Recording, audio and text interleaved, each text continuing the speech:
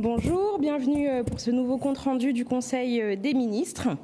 Vous le savez, le Premier ministre a annoncé devant l'Assemblée nationale le 28 avril dernier que l'état d'urgence sanitaire serait prorogé de 2 mois et que la loi de prolongation de l'état d'urgence sanitaire autoriserait notamment la mise en œuvre des mesures nécessaires à l'accompagnement du déconfinement. Le Conseil des ministres de ce matin a donc été largement consacré à la déclinaison opérationnelle de ces annonces. Peut-être pour mémoire quelques éléments de calendrier. Le Premier ministre prononcera devant le Sénat lundi à partir de 14h30 un discours permettant d'alimenter le débat sur les mesures du plan de déconfinement. Ce débat sera suivi par la présentation et la discussion parlementaire autour de la loi d'état d'urgence sanitaire qui arrivera ensuite vraisemblablement devant l'Assemblée nationale à partir de mardi après-midi. Vous avez également tous en tête la date du 7 mai, date à laquelle nous ferons le point sur les indicateurs sanitaires et nous verrons si le plan que nous avons élaboré ces dernières semaines pourra être mis en œuvre de manière opérationnelle. Je vais dans un premier temps laisser la parole au ministre des Solidarités et de la Santé ainsi qu'au ministre de l'Intérieur pour vous exposer les détails du projet de loi de prolongation de l'état d'urgence sanitaire.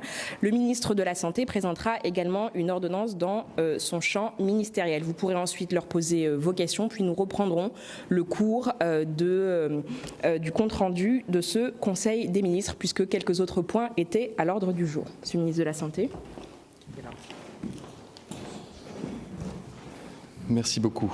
Mesdames, Messieurs, tout d'abord, en Conseil des ministres ce matin a été adoptée une ordonnance qui porte création d'un dispositif d'aide à destination des professionnels de santé libéraux et des structures de soins ambulatoires qui, vous le savez, ont été fortement impactés dans leur exercice habituel depuis le début de l'épidémie. Certaines activités de médecine de ville ou, par exemple, pour les kinés ou encore les dentistes, s'est vu parfois réduite de l'ordre de 80 à 90%. Et une compensation a été élaborée en concertation avec ces professionnels de santé libéraux et l'assurance maladie, qui permet de couvrir notamment les charges de ces professionnels de manière à éviter toute fermeture d'activité et de permettre aux professionnels de reprendre très prochainement une activité normale dans les meilleures conditions. Par ailleurs, et conformément à l'avis unanime du comité de scientifiques, le projet de loi présenté ce matin en Conseil des ministres entend proroger l'état d'urgence sanitaire pour 2 mois jusqu'au 24 juillet. À l'unanimité, ce conseil scientifique a considéré que l'ensemble des dispositifs de lutte contre l'épidémie Covid-19, incluant ceux prévus par la loi sur l'état d'urgence sanitaire, restent nécessaires, évidemment, dans la situation sanitaire actuelle. Le retour d'expérience acquis à l'issue de 6 semaines de mise en œuvre nous a conduit à proposer certaines modifications ciblées de ce régime d'état d'urgence sanitaire, de manière notamment à conforter son cadre juridique.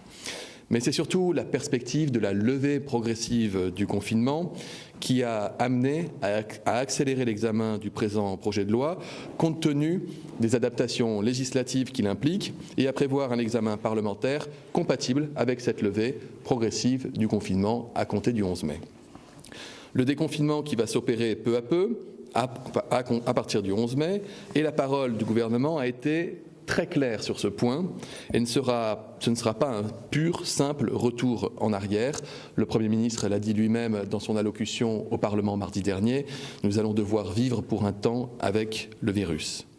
Et si nous devions relâcher du jour au lendemain tous nos efforts à compter du 11 mai, il y aurait fort à parier que tous ces efforts, réalisés de manière admirable par les Français, auraient été vains. Il est donc indispensable de sécuriser, je le disais, d'élargir le cadre juridique de cet état d'urgence sanitaire pour y intégrer les enjeux du déconfinement.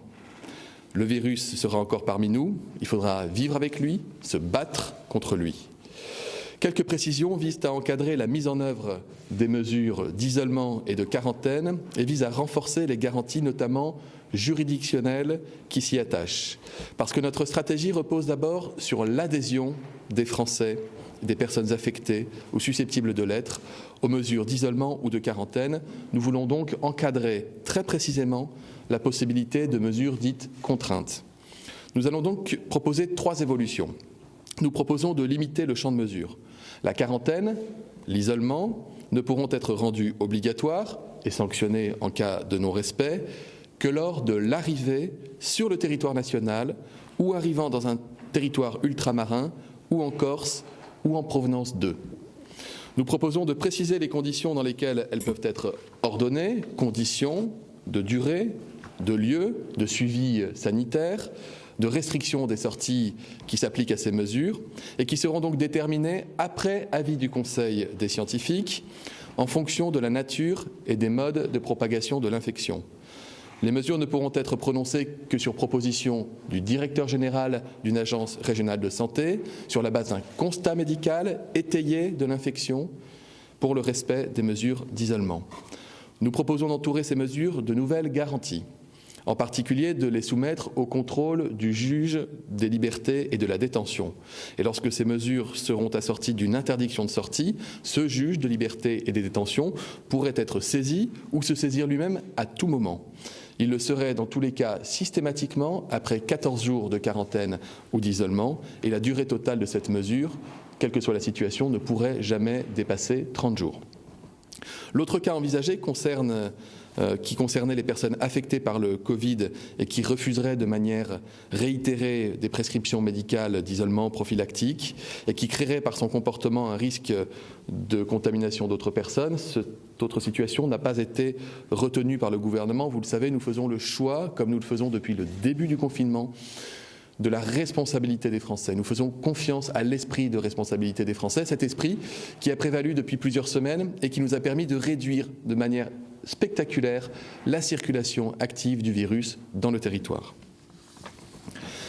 J'en viens par ailleurs à ce dont il a aussi été question ces derniers jours, à savoir la création d'un système d'information pour permettre ce qu'on appelle le contact tracing, c'est-à-dire de répertorier les personnes malades, les personnes contacts des personnes malades, de manière à identifier toute personne susceptible de transmettre le virus dans la population et de permettre d'abord des soins, mais aussi des mesures de quarantaine ou d'isolement lorsque c'est nécessaire.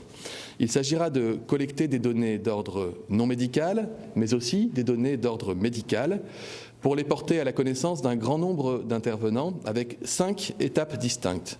Tout d'abord, le recueil des résultats des tests lorsqu'ils sont positifs par les laboratoires.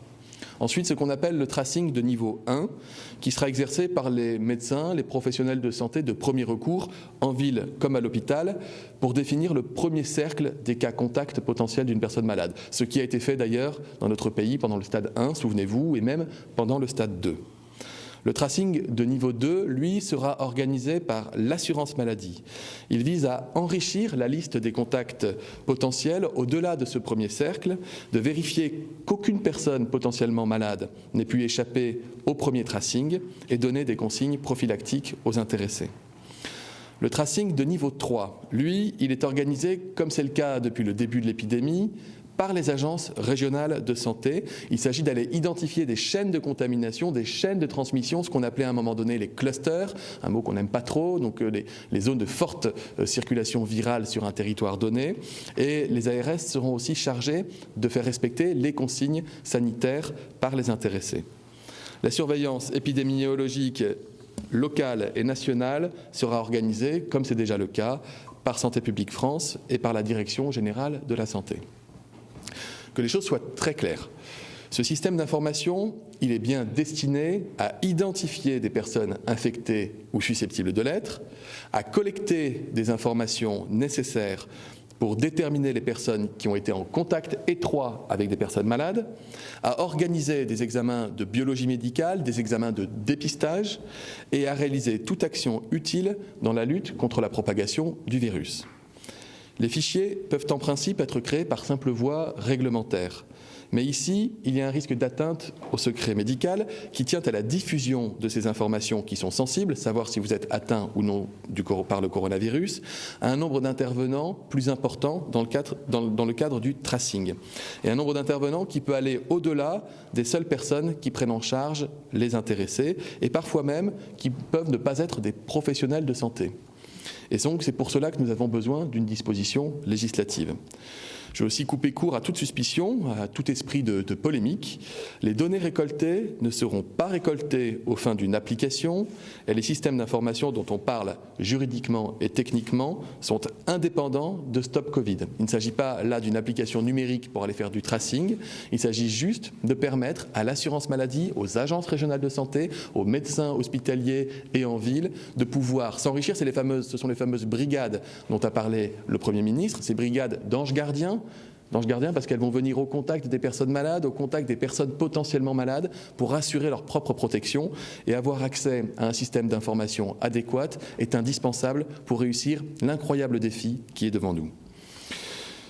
C'est donc deux systèmes d'information dont il s'agit, un fichier qui va s'appeler le fichier SIDEP, dans lequel seront inscrites des informations en provenance des laboratoires de biologie médicale lorsqu'un patient aura été testé positif au coronavirus. L'autre dispositif s'appelle Contact Covid. Il est inspiré du site que les Français connaissent bien, qui s'appelle le site Amélie, qui est le site de l'assurance maladie et qui permettra notamment d'avoir les coordonnées des personnes à contacter.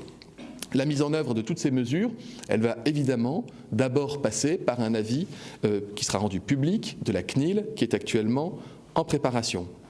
Donc vous le voyez, à un peu plus d'une semaine du 11 mai, nous sommes plus mobilisés que jamais. Vous connaissez cet objectif. Nous allons devoir livrer ensemble une véritable course de fond, une course de fond qui s'est déjà engagée il y a plus d'un mois et demi et qui n'est pas encore terminée.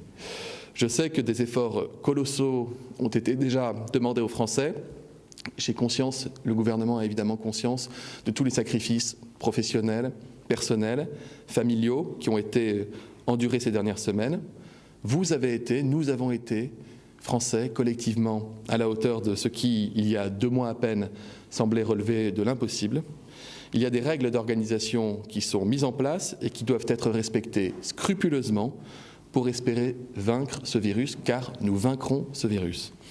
Le projet de loi affine justement ces règles en les adaptant à la nouvelle donne du déconfinement. Je vous remercie. Mesdames et messieurs, Monsieur le ministre de la Santé et des Solidarités a évoqué cette lutte difficile menée par les Français et cet objectif majeur de battre le virus. La lutte est dure, chacun le sait. La lutte est âpre, mais avec les mesures de la loi d'urgence, avec le confinement, mais surtout avec le respect du confinement par les Français, nous aurons pu sauver des milliers de vies et préserver la capacité de notre système de santé pour faire face. Il a fallu, pour y parvenir, la mobilisation de tous. Et je pense avant tout, évidemment, aux soignants, mais je pense aussi, comme ministre de l'Intérieur, aux sapeurs-pompiers, en première ligne de la chaîne des secours, mais aussi, je voudrais rendre hommage aux policiers et aux gendarmes qui se sont mobilisés, qui, par leur action, ont permis le respect du confinement sur l'ensemble du territoire. Je voudrais évidemment rendre hommage aussi aux préfets et à l'ensemble des agents de préfecture qui, aux côtés des ARS, ont mis en œuvre l'ensemble des politiques déterminées dans le cadre de cet objectif et de ce combat contre le Covid-19. Le 11 mai, ça vient d'être rappelé, nous entrerons dans une nouvelle étape de notre combat sur le Covid-19. Le 11 mai, le moment sera venu de reprendre nos vies progressivement, patiemment, prudemment. Apprendre à vivre avec le virus. Voilà l'objectif des prochaines semaines, des prochains mois. Voilà aussi ce que prépare le projet de loi sanitaire présenté aujourd'hui en Conseil des ministres par le Premier ministre. Ce texte, Olivier Véran vous l'a dit, prolonge l'état d'urgence jusqu'au 23 juillet parce que c'est une nécessité absolue. C'est la garantie que nous serons pleinement en mesure de réagir vite et efficacement face à l'évolution de la situation sanitaire. Ce texte de loi adapte la loi du 23 mars 2020 dans la perspective du déconfinement. Il se fonde notamment, comme l'a dit le Premier ministre il y a quelques jours à l'Assemblée nationale, sur le civisme des Français. Il est impératif. C'est une des clés de notre capacité à surmonter cette crise. Je ne reviens pas sur les dispositions concernant la quarantaine et l'isolement, Olivier Véran vient de le faire. Je voudrais aborder le sujet des déplacements. D'abord, le 11 mai, si les conditions sont réunies, la règle générale redeviendra la liberté de circulation et les Français n'auront plus à produire une attestation pour sortir dans la rue. Toutefois, attention, nous devons continuer au maximum à faire preuve de prudence et éviter la circulation du virus, notamment entre les territoires. Le texte permet donc au Premier ministre de prendre par décret des mesures pour réglementer la circulation des personnes ainsi que l'usage des moyens de transport.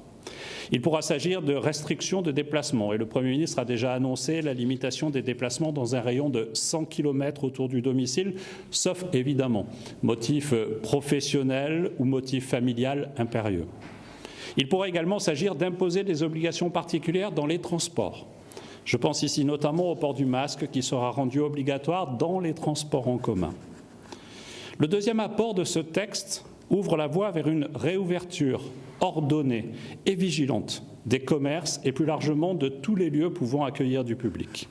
Le 11 mai, en effet, beaucoup de commerces et de lieux publics, pas tous, là aussi le Premier ministre a donné d'autres échéances, rouvriront leurs portes. Mais nous ne pouvons pas envisager cette réouverture dans de mauvaises conditions et nous devons envisager cette réouverture avec le respect des gestes barrières et faire en sorte que le respect des gestes barrières soit garanti. Ils étaient notre meilleure protection contre l'épidémie pendant le confinement. Ils le resteront pendant le déconfinement.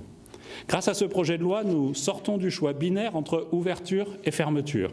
Il sera désormais possible d'assujettir l'ouverture d'un établissement à des conditions spécifiques, par exemple d'horaire ou de densité. Je pense notamment aux règles de distanciation physique nécessaires pour limiter ainsi au maximum la propagation du virus. Troisième avancée de ce texte, il élargit la liste des personnes habilitées à constater les infractions aux règles de l'état d'urgence sanitaire. Depuis quelques semaines, policiers et gendarmes ont reçu l'appui décisif des polices municipales pour faire respecter le confinement. Et je voudrais les saluer. Je veux rendre hommage plus largement à tous les maires qui ont accompli un travail acharné pour leur commune, pour leurs habitants. Ils ont été, sont et seront encore à l'avenir des alliés précieux de notre lutte collective contre le Covid.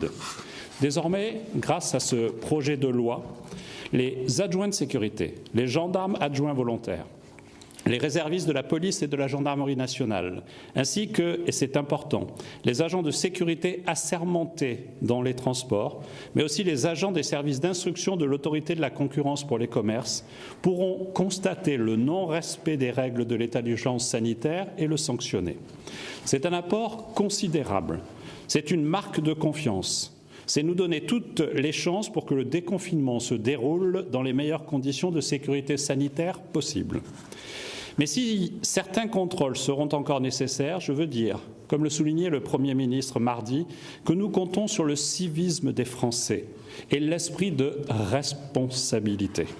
C'est grâce à ce civisme et cet esprit de responsabilité que le confinement a été possible. C'est grâce à eux aussi que le déconfinement sera possible. Ils seront déterminants encore après le 11 mai pour éviter la reprise de l'épidémie. Notre civisme collectif, c'est notre survie collective.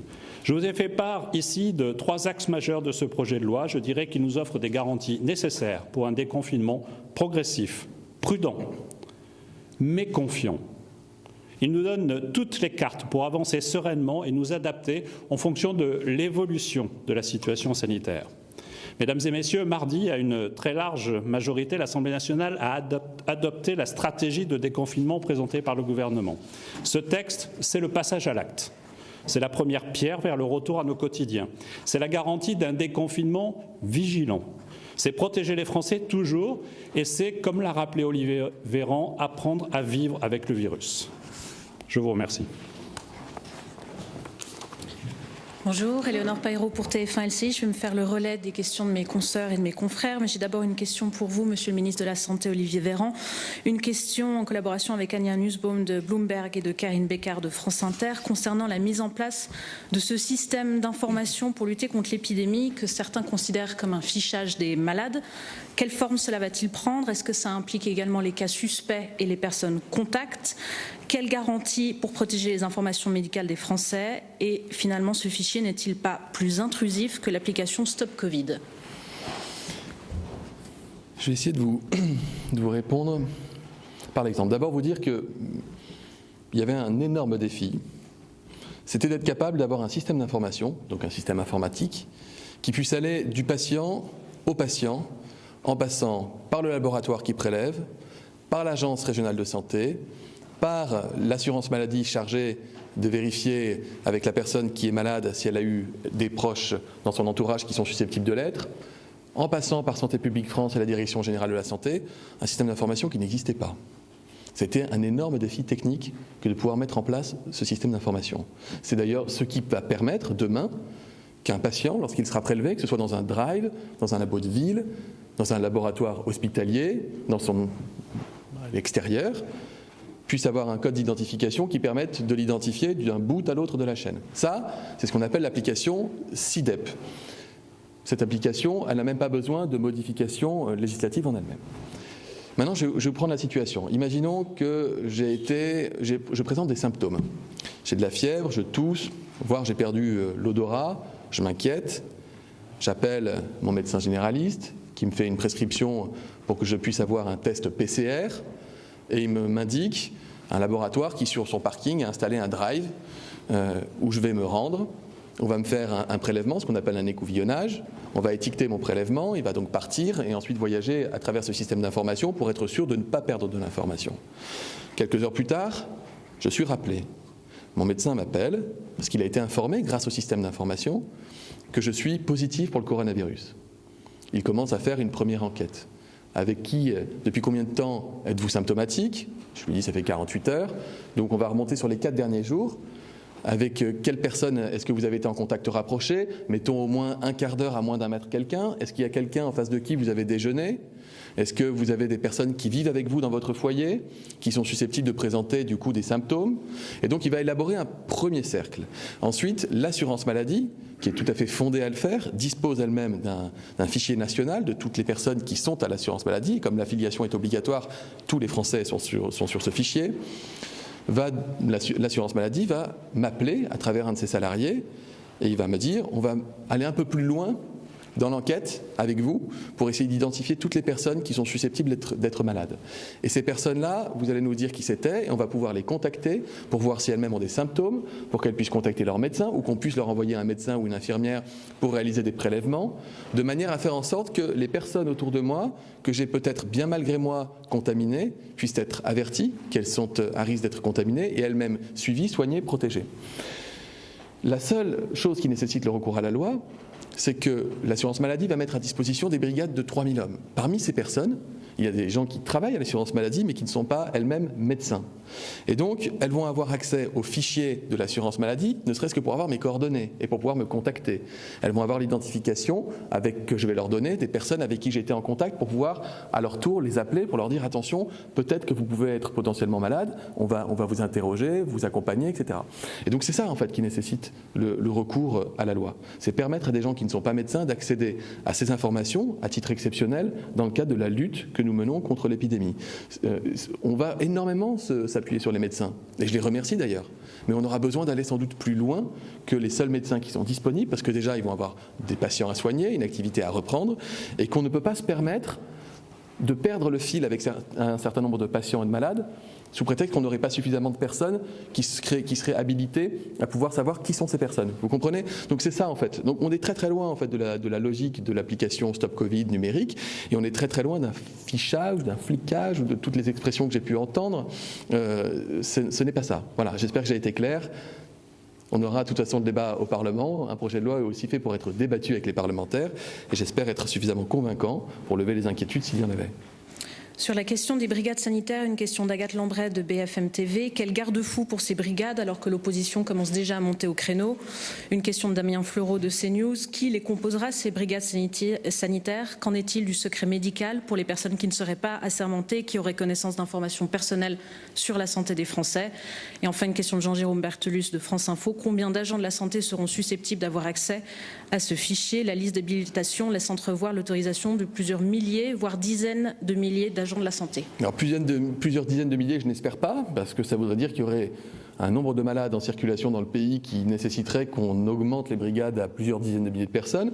Par contre, le directeur de l'assurance maladie table déjà sur 3 000 à 4 000 personnes qui sont des salariés de l'assurance maladie, table aussi sur l'intervention des médecins de famille, des soignants qui vont pouvoir venir renforcer ces équipes. Donc c'est l'objectif initial. Si d'aventure, dans certains départements, on se rendait compte qu'on manquait de personnes capables d'aller faire ce tracing auprès des gens malades, on pourrait avoir recours. Le Premier ministre a parlé de salariés des CCAS ou de la Croix-Rouge française. On parle de gens qui sont des gens qui sont fondés, habitués, engagés dans le soutien aux autres, aux plus fragiles et aux personnes malades. Donc il ne faut pas y voir de malice ou de projets cachés. C'est tout l'inverse en fait. C'est pour ça que je parle de brigade d'anges gardiens, moi, parce que ce sont des gens grâce à qui on va pouvoir identifier toutes les chaînes de contamination pour éviter qu'on ait à nouveau des foyers épidémiques qui repartent comme la France l'a connu. Pour le reste, j'ai répondu tout à l'heure, je crois, à certaines des questions que vous venez de me poser. Sur la question de cette quarantaine, Anja Nussbaum de Bloomberg demande, selon plusieurs médias français, une disposition de l'avant-projet de loi prévoyait un isolement forcé. Pouvez-vous confirmer que toute mesure d'isolement devra être volontaire, comme assure le Premier ministre ? Une question d'Agathe Lambret de BFM. La quarantaine pour toute personne arrivant de l'étranger, cela concerne-t-il toutes les personnes ou seulement les personnes testées positives au Covid-19 ? Une question de Diane de Fortanier de Contexte. La quarantaine imposée à l'arrivée sur le territoire national, mais pas imposée pour les personnes positives en cas de refus réitéré de s'isoler comme prévu initialement. Pourquoi ce changement de doctrine ? Alors, justement, le projet de loi, il éclaircit les choses par rapport aux interrogations qui avaient pu se faire jour. Nous avons fait le choix, le gouvernement a fait le choix, je le disais, de la confiance et de la responsabilité et n'a pas pris de dispositif législatif pour imposer l'isolement à quelqu'un qui le refuserait et qui serait malade sur le territoire national. En revanche, il y a deux choses. Il y a la quatorzaine et il y a l'isolement. Pour les personnes qui rentreraient sur le territoire national, dans les Outre-mer ou en Corse. Cette quatorzaine obligatoire, elle va concerner des gens qui arrivent. Ce sont souvent d'ailleurs des Français qui sont partis à l'étranger pour un certain nombre d'entre eux depuis longtemps, qui n'ont peut-être même d'ailleurs pas de logement en France, mais qui souhaitent revenir. Cette quatorzaine, elle est imposée à toute personne qui rentre sur le territoire dès lors qu'elle fait le souhait de rentrer sur le territoire. Elle sera organisée avec les moyens de l'État. J'ai parlé d'un décret qui, sur proposition des scientifiques, définira la durée, les conditions d'accès aux biens essentiels, le suivi médical qui sera organisé. Vous imaginez bien, souvenez-vous de ce qui s'est passé avec le rapatriement des très nombreux Français de l'étranger. Souvenez-vous de ce qui s'est passé avec le rapatriement des Français qui étaient en Chine. Souvenez-vous aux quatorzaines qui ont été organisées, à Carry-le-Rouet, ce village vacances où avait été mis en quatorzaine un certain nombre de ressortissants. Donc on est dans cette dynamique, dans cette logique. La quatorzaine, c'est pour les gens qui ne sont pas symptomatiques. L'isolement, dont les conditions sont aussi définies sur recommandation des scientifiques et définies par décret, l'isolement concerne les gens qui auraient été diagnostiqués positifs au coronavirus sur constatation médicale. Et dans ces deux cadres-là, il peut être prévu des mesures de contrainte si les gens le refusaient. En revanche, pour les gens qui sont déjà sur le territoire national, et je le redis pour que ce soit clair, je ne peux pas imaginer, sincèrement, qu'un Français qui se sait malade, qui se sait contagieux, qui a vécu les 2 mois de confinement dans notre pays, à qui on dise, à qui un médecin dirait « vous devez rester chez vous parce que vous pouvez mettre en péril la vie des autres si vous sortez ou si vous prenez les transports, etc. » On fait le choix de la confiance et de la responsabilité. Je ne peux pas imaginer que cette personne dise « je m'en moque, tout le monde a vu ce que c'était que le coronavirus. Tout le monde a vu les dégâts que ça pouvait causer. Tout le monde a vu des personnes fragiles tomber. On est très nombreux à avoir autour de nous, à plus ou moins grande proximité, des gens qui ont été très malades ou des gens qui ont succombé des conséquences de ce virus. Le choix de la responsabilité, c'est de se dire que les Français, ils ont été responsables depuis des semaines dans notre pays et ils nous ont permis de gagner cette première bataille contre le coronavirus. Ils continueront d'être responsables. Il n'y a pas besoin de mettre de mesures dans la loi pour les contraindre à rester chez eux. Ils nous ont montré qu'ils étaient capables de le faire. Mais il faudra beaucoup d'informations, beaucoup d'accompagnement, notamment médical, parce que quand on parle d'isolement, ce n'est pas un isolement en soi de l'extérieur, c'est un isolement chez soi. Mais vous savez très bien que la puissance publique, la France, a organisé beaucoup de choses, beaucoup de chaînes de solidarité pour les personnes qui étaient chez elles. Et quand je dis la France, c'est aussi les tissus associatifs, ce sont les CCAS, ce sont les collectivités, les élus. Et donc tout cela continuera. Une question de Sylvie Corbet d'AP. Où en est-on concernant l'application Stop Covid? Sera-t-elle prête d'ici le 11 mai? Sinon, qu'est-ce qui bloque? Fait-elle toujours partie de la stratégie de déconfinement du gouvernement? C'est une question complexe que l'application Stop Covid. Vous vous souvenez, quand on en avait parlé avec le secrétaire d'État au numérique Cédric O, on avait dit nous-mêmes que c'était un défi technologique, un défi scientifique, un défi pratique, et que engager la réflexion ne nous engageait pas à mettre en place ce dispositif. Au 11 mai, non, il n'y aura pas d'application Stop Covid disponible dans notre pays, et le Premier ministre a été très clair. Si ce type d'application devait voir le jour, devait être opérationnel, devait faire montre d'efficacité, il y aurait un débat spécifique au Parlement. Rien n'a changé de ce point de vue-là. Une question d'Anne Bourse de France Télévisions. S'il n'y a pas de contrainte des préfets pour la mise en quatorzaine, quelles seront les vérifications? Y aura-t-il des amendes? Et je vous ai répondu. Une question de Karine Bécard de France Inter et de Bastien Auger de TF1. Pourquoi l'État, qui a réquisitionné plusieurs fois des masques chirurgicaux commandés par les régions, n'a pas réquisitionné ceux commandés par les grandes surfaces? J'ajoute à cela une question de Jean-Gabriel Bourgeois d'Europe 1 sur ce nombre important de masques qui seront vendus par la grande distribution, plusieurs centaines de millions par distributeur. Une sénatrice demande la création d'une commission d'enquête pour expliquer d'où proviennent ces stocks, alors que des soignants et des pharmaciens ne comprennent pas une distribution des stocks qui jusque-là était au compte-gouttes. Y a-t-il un stock caché de masques? La grande distribution a annoncé non pas des stocks de masques, mais des commandes de masques. Croyez-moi, je suis bien placé pour vous dire que je fais la différence entre une commande et un stock. À ce jour, ce sont plus de 500 millions de masques soignants qui ont été importés, notamment par l'État, mais aussi par les collectivités ou par les hôpitaux, voire par le secteur privé. Et nous avons un stock d'État qui s'est vu renforcé. Nous augmentons considérablement le déstockage gratuit de masques à destination des soignants via les pharmacies. En parallèle de ces plusieurs centaines de millions de masques, probablement d'ailleurs à terme pas si lointain de l'ordre du milliard, la grande distribution me dit disposer en pratique aujourd'hui de l'équivalent de 5 voire 10 millions de masques. 5 voire 10 millions de masques. Donc on est très très loin des 500 millions qu'on a pu comprendre, dont la grande distribution disait disposer. C'est une grande différence, ne serait-ce que pour vous donner une comparaison, chaque semaine, rien que les soignants consomment, et c'est normal, 45 millions de masques. 5 millions de masques pour la grande distribution, 45 millions de masques en consommation hebdomadaire pour nos hôpitaux et nos cabinets de ville. La disposition, par contre, de masques de protection pour les Français, c'est désormais, nous l'avons dit, une priorité pour toutes les forces vives de la nation, les pharmaciens en premier lieu, et que je remercie pour leur implication sans faille depuis le premier jour. C'est aussi évidemment l'État, les collectivités, les entreprises, les commerces, masques soignants, chirurgicaux FFP2 pour les soignants et les personnes vulnérables et les personnes malades, des masques dits grand public, filtrants, normés pour le grand public. Je voudrais dire que je comprends l'émotion du monde de la santé. Je la comprends, mais je veux les rassurer. Parce que si demain, il advenait que nous manquions de masques soignants à destination des soignants et des personnes malades ou vulnérables, d'abord, je doute fort que dans le même temps, la grande distribution aurait été capable de disposer de stocks monumentaux, parce que si nous en manquons, je peux vous dire que nous ne sommes pas les derniers acheteurs, loin de là. Et en plus, je tiens à rappeler qu'il existe un procédé qui s'appelle la réquisition, qui me permet de réquisitionner toute quantité de masques au-delà d'un stock de 5 millions pour la mettre à disposition des personnes qui en ont le plus besoin. Donc voilà, je comprends encore une fois la polémique, j'espère y mettre un terme. J'ai vu d'ailleurs que la grande distribution avait communiqué, elle a aussi rappelé qu'elle avait participé à la protection des soignants en mettant à disposition des pharmacies et des hôpitaux un certain nombre de masques lorsque nous faisions face à une grande difficulté d'approvisionnement. Et j'annoncerai par ailleurs ce week-end une augmentation massive du déstockage gratuit de masques en pharmacie à destination des soignants de notre pays. Une question d'Anne Bourse de France Télévisions. Où en est-on de Discovery, cette étude européenne lancée le 22 mars sur la chloroquine? Et une question de LCI. Le médicament Remdesivir qui est autorisé aux États-Unis, une autorisation est-elle prévue en France?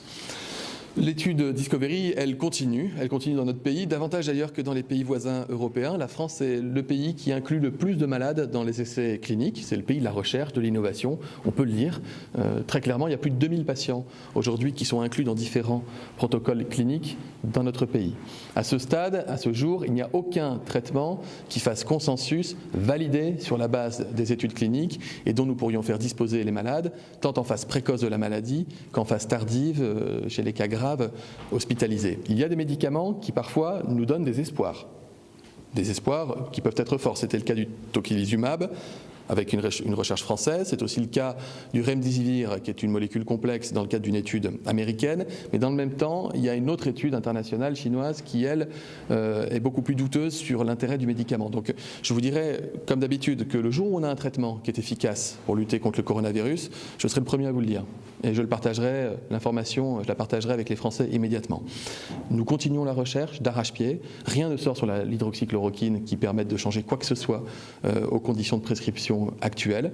Croyez-moi, si on a un médicament qui est efficace dans la recherche, vous l'entendrez parler immédiatement, on n'attendra pas un point presse. Des questions désormais pour Monsieur le ministre de l'Intérieur, Christophe Castaner. Comment la limite des 100 km sera-t-elle contrôlée? Est-ce que cela concerne 100 km par la route ou par vol d'oiseau? Et pour aller au-delà des 100 km, y aura-t-il besoin d'attestation de déplacement dérogatoire? L'objectif du gouvernement n'est pas d'empêcher les gens de se déplacer. L'objectif du gouvernement, c'est d'empêcher que le virus se déplace. Or, pour se déplacer, le virus utilise celles et ceux des Français qui se déplacent. Et donc, dans le même esprit que l'ensemble des dispositifs qui viennent d'être évoqués par Olivier Véran, nous faisons confiance dans les Français. Nous faisons confiance à ces membres d'une famille qui voudraient rejoindre leurs grands-parents à plus de 100 km et qui les exposerait à un risque. Et donc, au moment où je vous parle, nous allons déterminer le dispositif. Mais c'est un dispositif qui se construit aussi sur la confiance et la responsabilité. Il n'est pas arrêté dans ses modalités, nous le préciserons dans la semaine qui vient, mais il se construit sur cette volonté unique et essentielle de combattre la propagation du virus. Une question de Jean-Jérôme Berthelus de France Info. À la suite de ce projet de loi qui permet à des agents de la SNCF de dresser des procès-verbaux, allez-vous imposer des attestations dérogatoires et des justificatifs pour ces déplacements entre les départements verts et rouges? Et enfin, soutiendrez-vous la possibilité d'un recours devant le Conseil d'État contre les maires, par exemple ceux de Cannes ou de Mandelieu, qui vont rendre le port du masque obligatoire? Le Premier ministre s'est déjà exprimé sur le fait qu'il ne s'agissait pas d'interdire de franchir une limite départementale, une limite régionale ou une limite communale même, dans la mesure où nous savons très bien que le virus s'affranchit totalement de ses frontières administratives, mais qu'il s'agit d'éviter la propagation du virus et nous devons utiliser tous les moyens pour cela. Donc non, il n'y a pas d'interdiction de franchissement de barrières administratives très virtuelles, vous les connaissez. Et sur la deuxième question de Jean-Jérôme Berthelus, il ne m'appartient pas de soutenir des recours qui peuvent être présentés par un certain nombre de structures associatives qui ont fait des recours contre des arrêtés municipaux. Le Conseil d'État n'a pas besoin que je soutienne des recours pour les juger et se prononcer. Une question de William Galibert de RTL. De nombreux élus locaux craignent des poursuites pénales en cas de problème en période de déconfinement. Comment comptez-vous répondre à cette inquiétude? Faut-il encadrer leurs responsabilités juridiques dans le projet de loi qui prolonge l'état d'urgence? Vous savez, depuis plus de 20 ans, la loi dite Fauchon encadre de façon extrêmement stricte le risque pénal pour le maire quand il commet des actes. De façon extrêmement stricte. Et vous le savez, j'ai été maire pendant 17 ans et j'ai bien cela en tête. Donc au moment présent, il faut avoir en tête qu'il faudrait une violation manifeste et volontaire de la part du maire d'un certain nombre d'éléments de doctrine qui lui auraient été communiqués pour qu'il puisse être poursuivi pénalement. Donc il me semble que le débat est ouvert, il se poursuit. J'ai vu qu'il y avait des initiatives parlementaires et je pense que cette semaine nous discuterons sur cela, mais je voudrais surtout rassurer les maires aujourd'hui. Il ne s'agit pas de craindre la responsabilité pénale, il s'agit de faire pour protéger les Français en lien avec l'État et ils le font. Une question de Damien Fleureau de CNews. Nous souhaitons savoir si le cadre de la quarantaine en vigueur dans les dom-toms peut s'appliquer à la métropole. Si oui, dans quel délai? Si les frontières de l'espace Schengen étaient rouvertes par exemple? Sur le premier sujet, ça n'est pas d'actualité. Et sur le second sujet, celui de l'ouverture des frontières, elles seront progressives, elles seront discutées au niveau européen et elles ne seront pas liées à l'échéance du 11 mai. Ce que nous veillons, c'est à faire en sorte qu'il y ait une discussion au niveau européen, mais aussi d'État à État, pour qu'il n'y ait aucune mesure unilatérale qui s'impose à un État voisin. Et nous travaillons sur ce sujet. Mais je pense aussi à celles et ceux qui vivent sur cette zone transfrontalière, qui habitent en France et travaillent dans un pays voisin ou inversement. Nous avons mis en place un certain nombre de dérogations, elles fonctionnent et nous travaillons à simplifier la vie pour celles et ceux qui au quotidien franchissent la frontière. Sur ce sujet, également une question d'Ania Nussbaum de Bloomberg. Les conditions d'entrée des citoyens étrangers sur le territoire français seront-elles modifiées au 11 mai? Sinon, quand? Et le cas des familles séparées par les restrictions aux frontières se multiplie, notamment pour les familles qui ne résident pas ou pas encore officiellement dans le même pays. Quelle réponse leur apportez-vous? Sur le deuxième sujet, celui de situation familiale particulière, nous discutons et je discute avec mes homologues étrangers des pays voisins pour trouver des adaptations à une règle qui, parce qu'elle serait trop stricte, s'appliquerait pour telle ou telle personne de façon douloureuse. Et nous trouvons des solutions de façon systématique. Sur le second sujet, il n'y a pas de calendrier à arrêter pour la gestion de nos frontières et la fermeture de nos frontières telles que c'est le cas actuellement, qu'il s'agisse de la zone infra-Schengen ou qu'il s'agisse de l'extra-Schengen. Nous sommes sur ce sujet, et le président de la République a eu l'occasion pour l'extra-Schengen sur du moyen terme, et sur le court terme, il y aura des discussions qui se poursuivront, mais elles ne sont pas calées par rapport à l'échéance du 11 mai. Donc pour être précis sur votre question, il n'y aura pas de modification le 11 au matin. Une question de Damien Fleureau de CNews sur les cas de violences et d'agressions faites aux femmes seules dans des rues désertées et dans les transports en commun qui sont peu fréquentés. Y a-t-il une vigilance accrue des forces de l'ordre ? Ça fait partie évidemment des priorités que nous avons. D'abord sur la sécurité des femmes et des enfants qui, dans le cadre du confinement, se sont trouvés en situation de ne pas forcément pouvoir appeler au secours comme elles pouvaient le faire de la façon habituelle. Et vous savez, tous les dispositifs qui ont été mis en place, avec Adrien Taquet, avec Marlène Schiappa, nous avons fait un sujet de combat pour faire en sorte qu'il y ait tous les moyens possibles pour donner l'alerte s'il y a des violences intrafamiliales. Je pense aux dispositifs qui s'appuient par exemple sur les pharmacies pour donner une alerte, sur certaines zones et lieux commerciaux, mais aussi sur tous les outils dont nous disposons, le 17 en cas d'urgence, mais aussi la plateforme Stop Violence ou le 114 pour pouvoir, avec un simple texto, donner l'alerte. Et ça fait partie des priorités que j'ai fixées à nos forces de sécurité intérieure pour y répondre de façon systématique et rapide. En plus, j'ai souhaité aussi qu'ils fassent des appels d'initiative. Quand ils ont connaissance de situations tendues, entre guillemets, dans un couple, qui n'ont pas donné lieu à une plainte ou à des poursuites et à des décisions judiciaires, de faire en sorte que d'eux-mêmes, ils puissent appeler dans la famille et qu'ils puissent sentir s'il y a un risque. Et nous avons fait aussi des interpellations dans ce cadre-là. Ensuite, nous sommes extrêmement présents sur le terrain et évidemment, toutes les violences, toutes les atteintes font partie des sujets sur lesquels il n'y a pas eu de modification de notre niveau d'engagement. Et en cas d'agression, nous devons répondre présent le plus vite possible. Qu'en est-il de l'accès aux plages et au littoral, alors que certains élus demandent pouvoir au moins accéder aux promenades de littoral ? Pour l'instant, les plages sont fermées.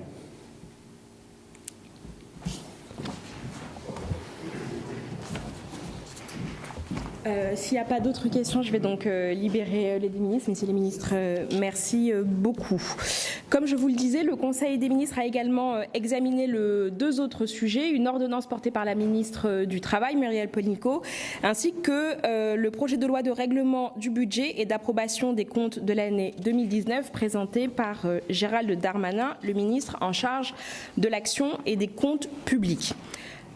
Force est de constater que ces chiffres des comptes 2019 peuvent nous sembler aujourd'hui malheureusement bien loin de la situation que nous traversons. Je voudrais vous en donner deux exemples. Sur l'activité partielle notamment, nous avions dépensé en 2019 moins de 100 millions d'euros. Et aujourd'hui, pour protéger nos emplois face à la crise, nous avons d'ores et déjà prévu 26 milliards d'euros pour l'année 2020. Autre exemple, les recettes fiscales étaient supérieures de près de 8 milliards d'euros à ce qui était prévu au budget initial pour 2019. Et aujourd'hui, notre prévision 2020 est inférieure de 43 milliards d'euros à celle du budget initial.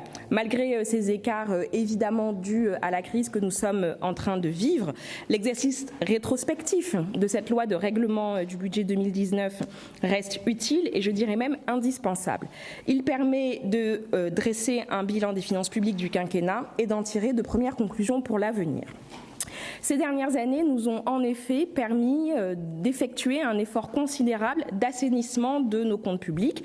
Et d'ailleurs, la trajectoire de notre déficit public le montre, puisque ce déficit public s'établissait à 2,9% en 2017, à 2,3% en 2018, et il s'établit en 2019 à 2,1%, hors effet de la transformation du CICE en allègement de charges, et en comptant cette transformation à 3% de l'effet, à 3% avec donc l'effet CICE.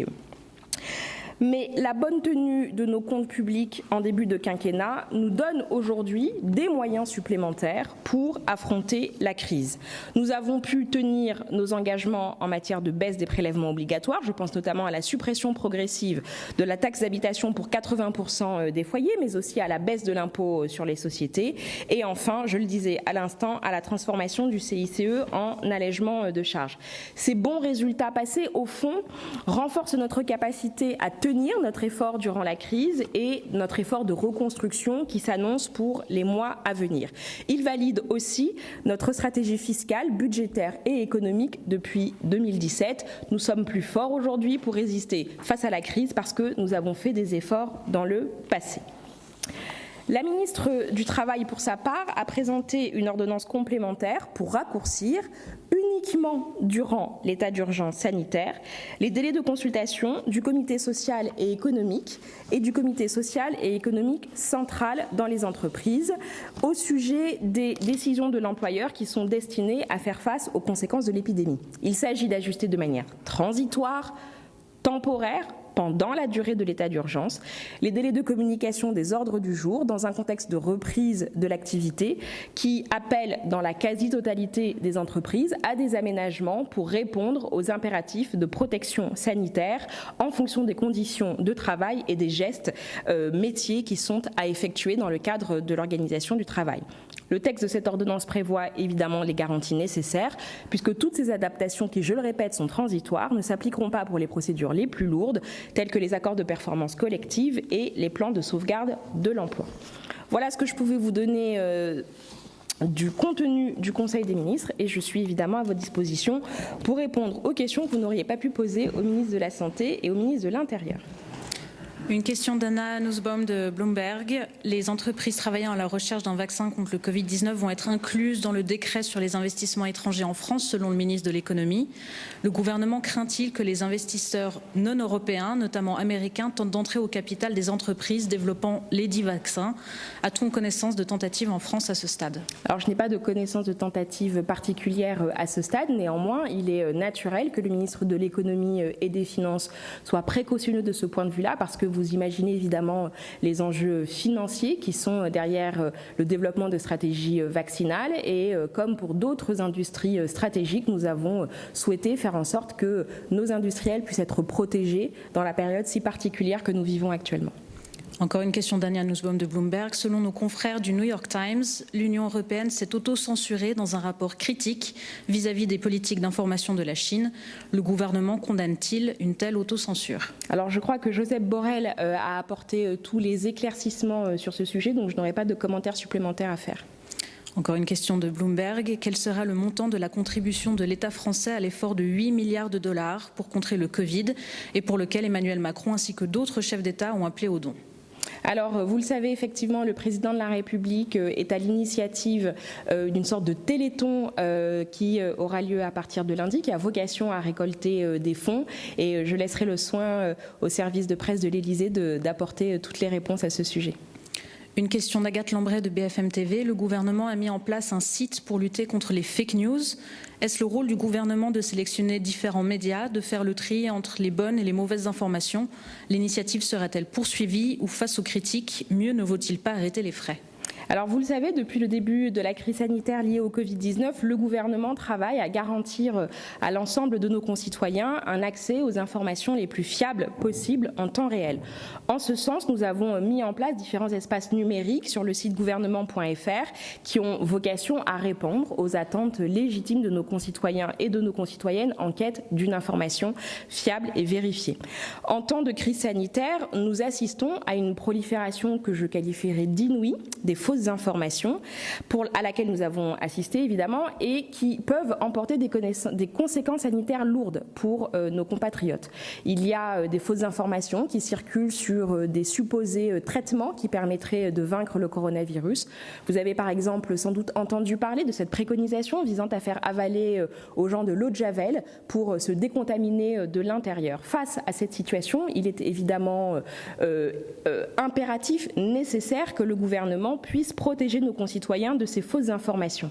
Le sujet des fake news est un sujet évidemment éminemment difficile, compliqué, pour lequel il peut exister des zones grises. Dans le dispositif qui a été mis en place par le service d'information du gouvernement, il n'est nulle question de ces zones grises. Toutes les informations pour lesquelles il y a eu, je parle d'un langage d'initié, du debunking, c'est-à-dire la révélation du fait que ces informations étaient factuellement fausses, sont des informations que je qualifierais d'évidemment fausses, pour lesquelles il n'y a pas de sujet d'interprétation. Le site du gouvernement ne fait qu'effectuer une forme de curation, de recension de l'ensemble sans choix réalisé entre les médias, de l'ensemble des fact-checking qui ont été réalisés suivant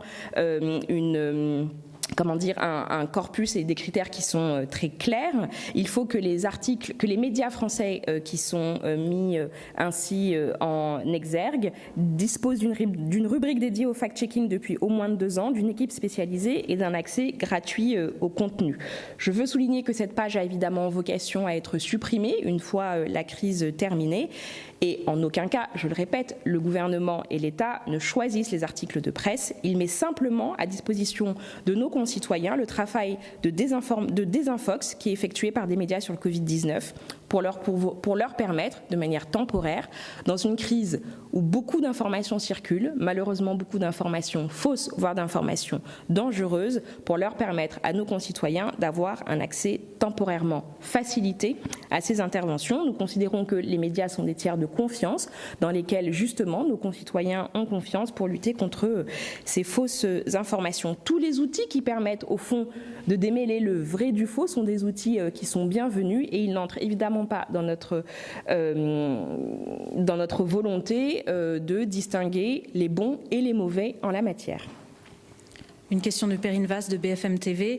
Les personnes contacts qui seront testées seront celles uniquement qui présentent des symptômes ou toutes les personnes, sachant qu'il y a énormément de personnes asymptomatiques au Covid-19 ? Alors l'objectif est vraiment de faire en sorte que toutes les personnes, compte tenu de la nature du contact qu'elles ont eu avec une personne pour laquelle on a déterminé une positivité au coronavirus, soient testées, qu'elles soient asymptomatiques ou non. C'est d'ailleurs aussi l'intérêt que pourrait avoir une application du type Stop Covid si cette application pouvait remplir toutes les spécifications techniques et les lignes rouges que nous avons fixées, c'est que lorsque vous ne connaissez pas les gens avec qui vous avez été en contact, par exemple lorsque vous avez pris les transports en commun, il faut qu'on trouve un moyen de les prévenir parce qu'ils ont eux aussi le droit de pouvoir être testés quand bien même ils ne présenteraient pas de symptômes. Une question pour LCI.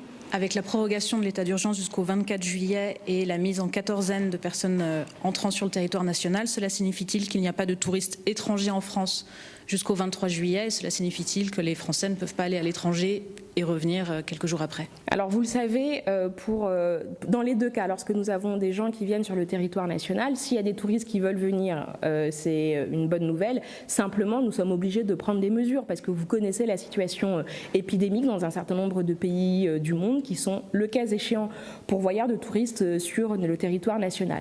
C'est évidemment une situation qui est extrêmement difficile pour les industries qui sont liées à ce secteur et c'est d'ailleurs la raison pour laquelle le gouvernement a fait le choix de mettre en place un plan spécifique d'accompagnement pour les secteurs de l'hôtel, de la restauration, des cafés, parce que nous savons qu'il pèse sur eux une charge supplémentaire. Pour ce qui est des Français qui voudraient se rendre à l'étranger, vous connaissez les préconisations en vigueur actuellement par le ministère du Quai d'Orsay, parce que évidemment, nous savons aujourd'hui qu'il y a de nombreux pays où il y a une circulation active du virus, pour lesquels il n'est pas forcément recommandé d'aller alors qu'il y a cette circulation épidémique active. Et une dernière question de Rama Sofia Rajdi de United States Press Agency. Le Premier ministre Édouard Philippe a précisé le 28 avril que le port du masque était obligatoire pour les collégiens. Les mesures barrières sanitaires sont désormais connues et des consignes spécifiques dans les établissements en cours d'élaboration. Mais c'est le printemps, le temps des flirts qui sont instinctifs, voire humains pour les adolescents. Avez-vous prévu de les empêcher de flirter avec ou sans masque et d'avoir des contacts par les French kiss ? Question intéressante qui ne s'applique hélas pas que au champ des collégiens, puisque dans notre vie quotidienne, nous avons surtout pour nous, peuple latin, l'habitude du contact, l'habitude de l'embrassade, et il convient dans la période compliquée que nous vivons avec le coronavirus de respecter ces gestes barrières. Cela doit passer par beaucoup de pédagogie pour expliquer en quoi ils sont nécessaires, en quoi le masque est un ajout à ces mesures barrières, mais n'exonère pas de la réalisation de tous ces gestes barrières. L'heure est à la distanciation sociale, flirt ou pas flirt. Merci à vous.